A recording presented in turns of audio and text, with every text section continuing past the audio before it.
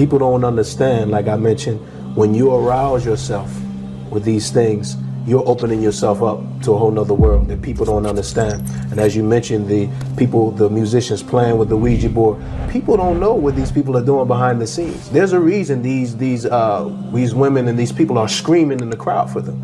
Many people are utilizing the assistance of the jinn to assist them in their performances and everything. People don't realize these things. This is a whole nother reality, especially many of the Muslims are very ignorant towards this fact. They don't understand that this is a whole nother element. It's just not something that's, friendly and things like this. No, you are inviting these things into your home on a deeper level. You're inviting these things to your home and everything. So when you're talking about the jinn and these things like this, I'll give you an example from a personal experience. Eddie, I can tell you that when I was a non-Muslim, as I mentioned to you, I used to play various instruments. I can tell you that it literally felt like I was under possession. I would do things that I was not able to do. I would play things that I was not able to play normally, that I wasn't able to play twice. And musicians may say, oh, this is the musician effect. Okay. The word genius comes from the word jinn.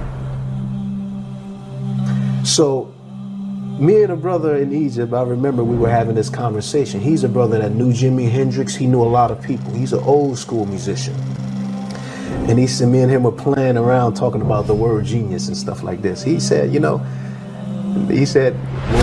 when we think about the word genius, we used to think about that person has that jinn. He got that jinn. Reflect on this. People like Jimi Hendrix, and he was not able to play without being under a substance, without being high.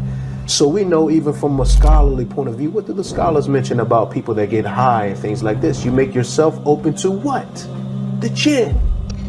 Every musician that is on the highest level, think about it. Many of them are doing drugs and alcohol to get them to that level. You can't escape it. You might as well, if you don't want to be involved with drugs and alcohol or listening to someone that is involved in those things, you might as well take all of your CDs and everything and just throw it out.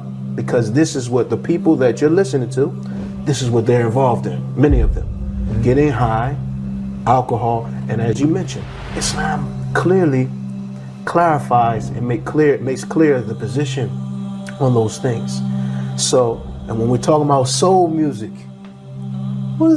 have people listened to these terms? Soul music. This is something coming from someone's soul. So what state is that person in when they're relaying those lyrics to you? Or when they were singing that song, what state was the soul in? Because you may start to feel the way that person was feeling. You understand? This is a serious thing. Mm-hmm. This is a spiritual thing you're talking about. That's why they know it. They call it soul music. Yeah. They throw terms out. This is magic in the making. Okay, what magic are you talking about? The heart itself is searching for the truth, sometimes without the individual realizing it.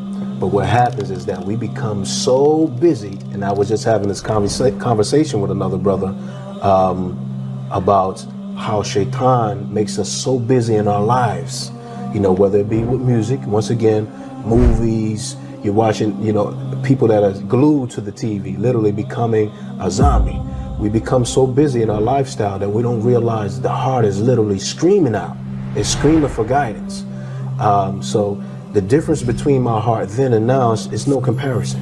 I'm telling you, like anyone that knew me before and knows me now, they see a big difference, and this is not to brag about myself or anything, but this is the calmness and the peace that I have with Allah subhanahu wa ta'ala today. It's a big difference, and I can't say enough to be grateful. I can't say enough to thank Allah, honestly, man. I mean, I think about it every day, how Allah literally took me away from that environment I was around. Literally, if I wanted to right now, I'm someone that can go right back to what I was doing again, and literally with all this technology today, and make millions of dollars without a record label. It's and just talking about how it's so much easier to do those things. But I know in my heart, those things are temporary enjoyments, and they're going to do nothing but destroy me. It's as simple as that. To simplify, it's going to absolutely destroy me, and that's what I was on, a path of destruction, without a doubt. Without a doubt. the statement of Ibn al-Qayyim Jawziyah, rahimahullah. He mentioned that the Quran and music can't be in the same heart at the same time. You can't love music and love the Quran at the same time. They're going to be at war with one another. So, you know, it's definitely a hindrance. You know, a person may not feel the same when they're reciting in the salah. It's a big difference. You know, it may make you hate listening to lectures and things like that. A person that's addicted to music, you know, when a person is dying, they may be singing a song instead of reciting the kalima. It's very dangerous, very dangerous. So why take a chance? Why take a chance on something? And it's something that, you know, I know that it's definitely a trial, without a doubt. It's more addictive than probably drinking alcohol, or it's more addictive than trying to get away from smoking cigarettes and things like that. It's more addictive than that. I believe it. So it's a step-by-step process. No one's going to probably get rid of it all all at once, but take the steps necessary. Show Allah that that you're at least taking the steps. Allah is most forgiving, most merciful.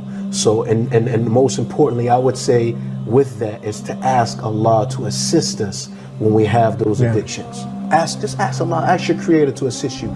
Ask Allah for guidance. Even if we're a non-Muslim, for example, the best thing we can do is ask the Creator of the heavens and earth. Even if you don't believe that the Creator exists, say, "Oh God, guide me to that way which you are pleased with. Guide me to your way." Without a doubt, Allah is going to guide you to Islam. The Creator is going to guide you to Islam. If that person sincerely asks the Creator of the heavens and earth to guide them, He will guide them. So likewise, if a person sincerely asks Allah to guide them away from music, they will, without a doubt, Allah will assist them. Allah will show them a better way. In this society, being a virgin is frowned upon. Why? It's because of what the people are listening to, what they're being conditioned with. They are being dumbed down. So, I mean, they're turning into zombies. So when you have these type of songs, they're still calling the youth to the disobedience of Allah, where the children, the youth are starting to be very disrespectful to the parents, and the parents don't understand why. Have you examined what they're allowed to listen to? What do you allow them to listen to? So, and I'll just a quick question, and everyone has the question this: if you listen to music, if a person listens to music, ask them how many verses of the Quran have they memorized? Is the Quran difficult for them to memorize? If so, then you know why. I met people in Egypt, Brother Eddie, and there was a brother listening to music. He was addicted to it. I saw he was addicted to it, and I asked him how many verses of the Quran had he memorized, how many surahs he had memorized. Keep in mind that you have many people that have memorized the Quran in Egypt. This brother had memorized 4 surahs his whole life. And he told me, I said, have you been listening to music since you were a child?